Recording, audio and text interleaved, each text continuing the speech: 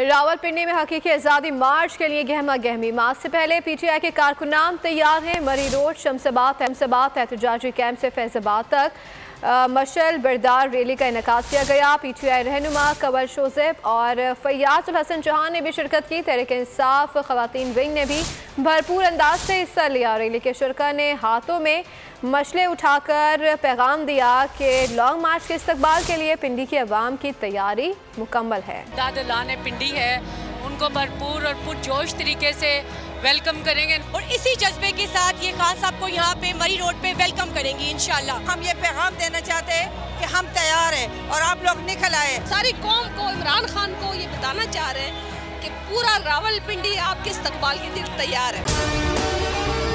अगर आपको हमारी ये वीडियो पसंद आई है तो लाइक पर क्लिक कीजिए।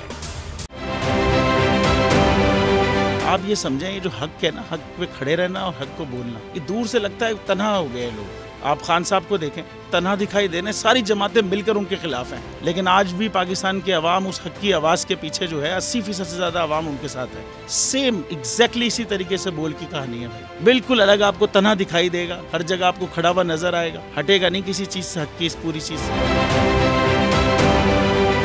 जाली केस है ना, ये हम पे उस वक्त बनाए गए थे जब हुकूमत यही थी, इन्हीं लोगों की हुकूमत थी ना। और ये जाली केस, इनको मैं नहीं कह रहा इस केस को जाली केस, इनको पाकिस्तान में क्या पूरी दुनिया में एक ऐसा शिकायत कुंदा नहीं मिला, एक ऐसा कंप्लेनेंट नहीं मिला जिसने ये कहा हो कि हमारे साथ फ्रॉड हुआ है। तो ये खुद ही बन गए कंप्लेनेंट और ये खुद ही इन्होंने खुद ही इन्वेस्टिगेशन की, उसकी खुद ही तफ्तीश भी की, यानी कि कंप्लेनेंट भी है, इन्वेस्टिगेशन ऑफिसर भी है। और इन द एंड इन्होंने फिर उसके बावजूद ये कोर्ट में जमा कराया कि जी ये केस जाली केस था। ये मेरी बात नहीं है, ये इनके इन्वेस्टिगेशन ऑफिसर की बात है।